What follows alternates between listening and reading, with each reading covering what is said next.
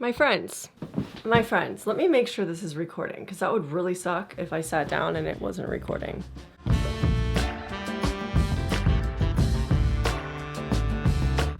We've got a really fun video today. I have to apologize for the sound. There are so many cars going outside my window at all times. I can hear it in the audio. I don't know if you can. I don't know if it bothers you. It bothers me. Anyways, let me preface this by saying this is not like a basic guideline video. This is going to be a video for those who already have the correct dimensions in their home of their furniture and the right height and length of curtains. All of those basic things. So if you have all that stuff and that's looking good, and you're still looking around your home thinking, it's not, like, something's missing, if you're feeling that, then this video is for you.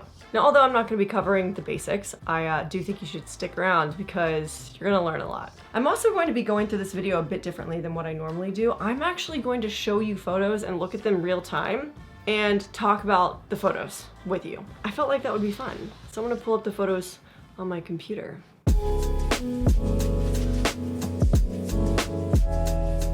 The main thing that you can do to really make your home feel more interesting and instantly more stylish is by mixing and matching different aesthetics. Now, you might be thinking right now, if you followed me, hi. I do lots of makeover videos here, and I follow very strict themes because I like my spaces to feel like a set. I want to be a Disney Imagineer, meaning I really like my rooms super themed. So I'm not saying that I do this all the time, but I do think that for the typical home of someone that's trying to just have a really sick spot, you should do this. If you've ever been into like an Ashley's furniture store and you see that they have those bedroom sets and those living room sets and all of the furniture is exactly the same and it matches, it's very generic. No offense to anyone that has that. I understand it's like super easy to go in somewhere and be like, oh, give me this whole set. I know it's gonna look good. You know what I mean? But if you're trying to have a room that stands out and that's unique, you kind of want to stray away from that. All right, let me show you some examples here. Also, just wanted to say, I got this new set. I love it. My earrings, my rings. I love my jewelry sets. Anyways, back to the video. Sorry, ADD, kick it in. I can do this. If you take a look at this image right here, you can see that they have a lot of interesting shaped items. You have that really cool chair, cool side table, the candle holder, the light fixture. Although those items are so sick, right? It's the amount of them in one place that kind of makes it not as unique anymore. It's the overuse of them. If you just kept the chair and then you got a different style of side table, a different type of mirror, maybe an ornate mirror, who knows? It would feel way more unique. I'm not trying to offend anyone if anyone has done these things, because I'm guilty of doing this, for sure. So I think like choosing one of these items as a unique shape, or even two and keeping those, and then choosing another type of item from a different style of interior design to mix in would have been perfect. Now let me show you what I'm talking about in terms of something that has a lot of mixed styles and how that ends up looking in comparison. This is an interesting one to me. You have that ornate gold mirror. It's giving very much like a classic traditional interior design. But then on top of that, you have the fireplace painted black, which is a very bold choice.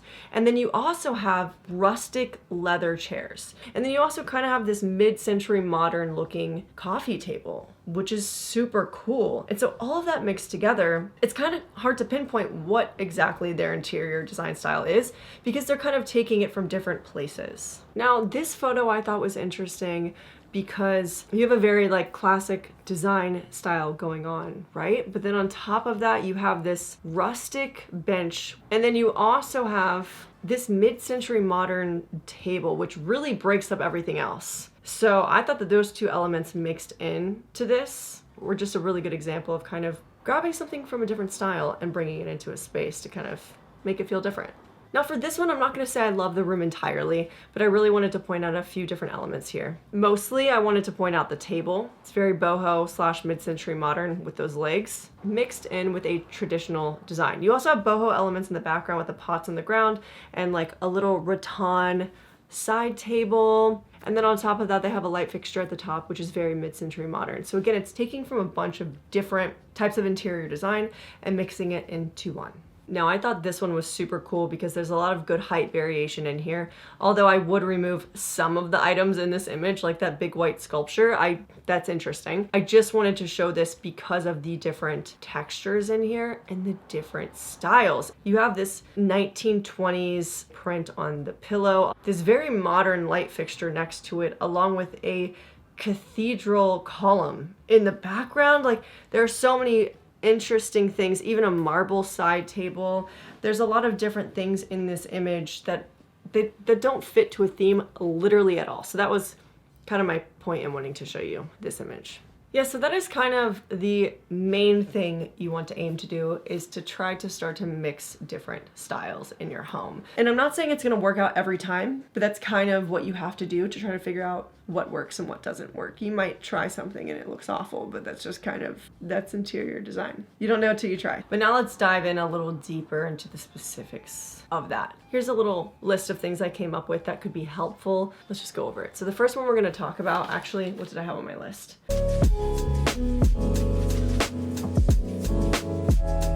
I found some really good examples. I'm excited to go through this. This is gorgeous, man. It is so nice. I don't know if this is an AI photo. I hope it's not. If it is, fantastic job. Everything about this is amazing. Again, I wanted to point out a pop of color, which would be that light fixture. Look at it. Look at it. Now imagine that room without the light fixture being red. Like, the fact that it's red makes it Pinterest worthy.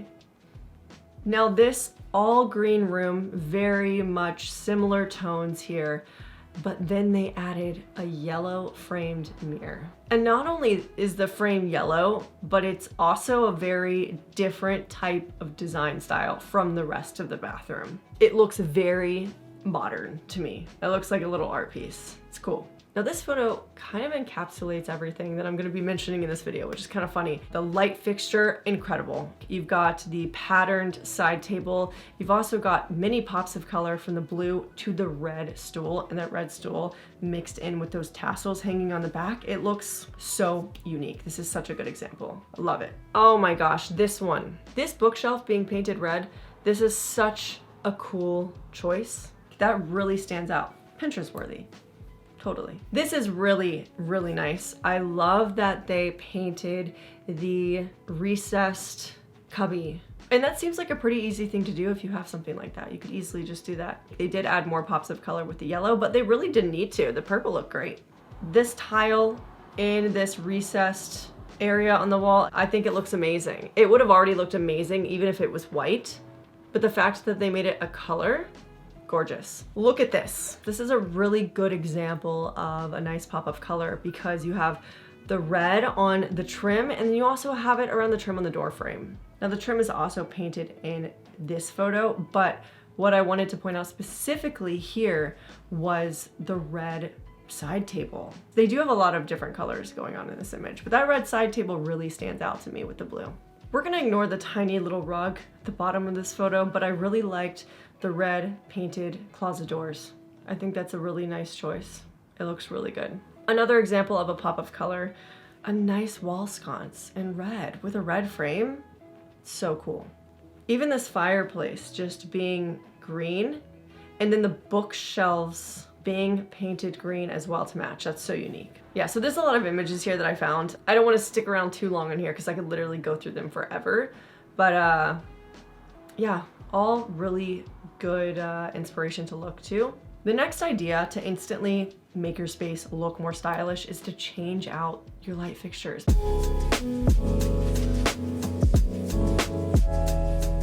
I don't know why, but every time you move into an apartment, you always have a boob light. Why? This is like the standard light they put in every apartment. I can't stand it. You're gonna wanna get rid of those. First of all, lighting isn't actually that expensive to replace, and it makes such a huge difference. If that's the only thing you're able to do, I'd say do it. It's gonna make it look 1,000 times better. Wall sconces, in my opinion, are the best lighting option next to lamps, but choosing a lamp that either, you know, adds a pop of color to your space, has a pattern, a texture, those are really good things to look for to kind of elevate your space in a cool way without doing too much, you know? So let's go through the items. The first one is by adding a pop of color. Wall sconce, really good example right here. I know you saw this one, but I absolutely I love it. I also think that rattan and wicker lamps are really cool because it adds texture to your home. I don't know, I really like them a lot. It's a really good option. Here's an example of one that has a print on it, and you also get that texture too. I don't like the placement, the height placement of this wall sconce, but look how sick that is. It's so unique, and it's also made of wood. So not only do you have that unique shape, you also have a texture as well. You can thrift for these items easily, and you don't have to go in there looking for something very strict and specific because you kind of want a variety of different types of items in your space. It ends up working out, I promise. I promise. Next, we are going to talk about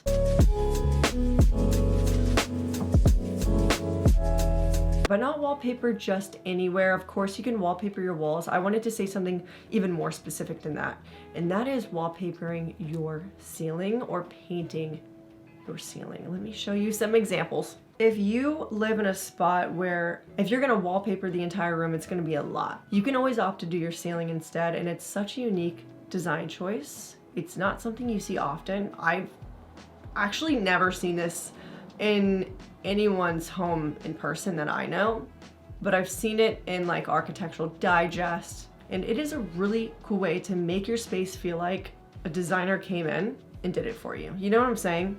If you take a look at this room right here, look how cool this is. Already, we have some of the elements I talked about with the pops of color, but now we have that wallpaper too. Look how cool that is. It's really neat because you can actually keep the walls a plain color. You don't have to do as much work as you would wallpapering an entire room, and you still get extra color brought into the space by wallpapering the ceiling. This is so cool. I also feel that if you have limited light in your space and you still want to bring in some color without drenching it with a pattern, wallpaper on the ceiling is also a really good option for that. Look how pretty this looks. Here's another really cool example. This one is neat because you have the all cohesive walls along with the drapery, so cool. But then you have the wallpapered ceiling, adding something extra to this space. This is a really neat one as well. I love seeing this in the hallway. It really draws the eye down. It almost looks like the runner is mirroring the wallpaper on the top, which is really neat. And they have the blue doors. It's so pretty. And here's another really unique one too with a mixture of pink and green, which is, I love pink and green so much. Oh, I think they're like my two favorite colors. When you have a wallpapered ceiling, it almost extends the room a little bit because you have that busyness and your eye kind of gets confused. I didn't realize how much wallpaper made a room feel larger until I used it in my tiny bathroom, and it made it feel like it was huge. I don't even know how that's possible, but it did. So I'm a huge fan of wallpaper in general, but being on the ceiling, it just seems like an ideal way to add color into your space and make it super unique because it's not something you see often. Of course, you could paint your space. I didn't want to really dive in deep into painting your space because that is kind of a basic thing that you would think to already do. I wanted to talk about a little more specific things that I might walk into a room and be like, wow, that stands out to me. Yeah, painting a room is on the list as well, but I just didn't want to dive too deep into that. Next, I wanted to talk about so if you currently have a space where you have everything matching, kind of like a Ashley's Furniture set that came right off the floor, you might want to consider not being so matchy-matchy with your things. I know I already talked about this, but I want to show you some examples of what I'm talking about right now. So something that I really had to get past in my head was having a matchy-matchy set. Yes, it can be cohesive, but not be matchy-matchy. It doesn't need to match. In fact, you could have 3 different colors of chairs in your room if you really wanted to. You could. So there are lots of different types of design styles mixed into one, and it makes it feel so unique. So I really wanted to showcase the furniture specifically here, but as a whole, I love this room. I think it's gorgeous. Let's talk about the furniture in this spot for a second. So you have 2 very different chairs. They're both modern, but they're also 2 different textures. You have like a boucle. You have like a boucle. Is that boucle? Is that how you pronounce it? And then you also have this very modern velvet couch as well, mixed with all these other classical elements. You even have rattan lighting, a wicker coffee table. This is another really good example of accent chairs because those are very mid-century modern chairs in a classic designed home. And you even have a mid-century modern table in there too. So mixing, matching different aesthetics. This one, you actually have 3 different types of chairs, And I would say it works. You have a green velvet chair with fringe. You also have like a Sherpa armchair, 2 of them, and you have a white couch as well. This one you have a patterned chair, and mixed in with all those other patterns, I think it really works out well because you have the dark in the wallpaper, the dark in that rug, and the dark furniture too. So it actually works really nicely. Kind of reminds me of 𝚌𝚘𝚖𝚎 a bit. And here's another one. This is just an accent chair that is a nice bright bold color. I'm sure the furniture in the rest of the room is just white, but having a accent chair and a nice bold color really will stand out in your space immediately. Like I have accent chairs in my space, and then I have a white couch. And honestly, my accent chairs are my favorite part. Now, I'm not saying, you know, go buy new accent chairs. I'm just saying that if you have too many things in your home, furniture-wise, that are matchy-matchy, like your chairs, I'm using chairs specifically, consider mixing it up. What do we have next? Man, I feel like this is a really long video. This is a long one, guys. Okay.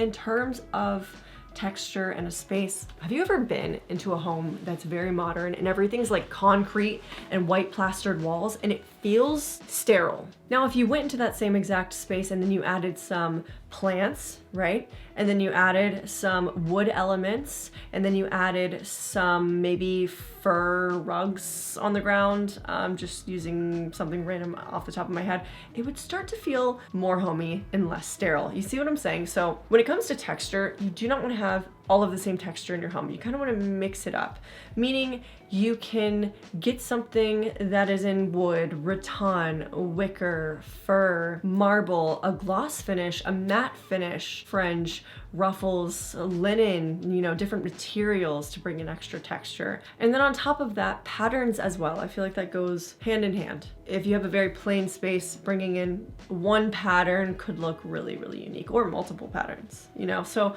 let's go into some photos covering both. Now in this space, I know you saw this prior, but this is such a good example, again, of everything I've been talking about. You have that marble side table. I'm pretty sure that's marble. It looks like marble to me. And not only is it a texture, but it's also a pattern as well. It's perfect. And not only that, the chandelier is a really interesting texture too. It looks so cool. It's Pinterest worthy. It's something you would want to take a photo of. Now this is a really cool one because not only do you get the texture because that checkered print is tile, but you also get the pattern as well. It looks gorgeous. It looks really nice. This is a cool one because they have this nice all cohesive coral colored background.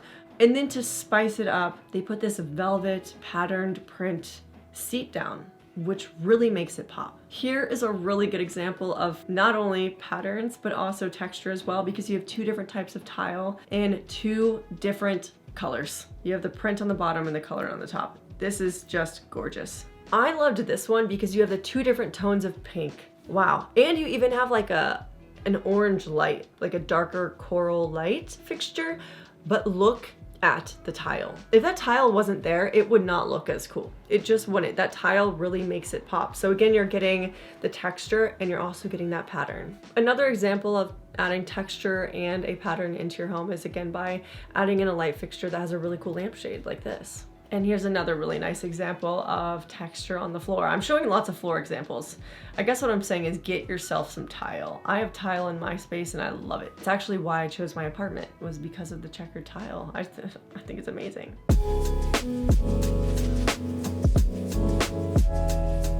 Another thing that you could do is you could incorporate some items into your space that have unique shapes, just like 1 or 2. It might not work for every space, but it could. For instance, I have wings on my wall. That to me is a unique shape. I literally bought them for a Saltburn costume. I spray painted them gold and I looked at them and I was like, wow, these are so cool. I need to display them. And having that interesting shape on my wall next to picture frames really stands out. It's the first thing people say when they walk into my space. They're like, those are so cool. Anything that's not your typical shape, like wings on a wall. I don't know. That is an interesting shape. It's not something you commonly see. And the last thing I wanted to touch up on is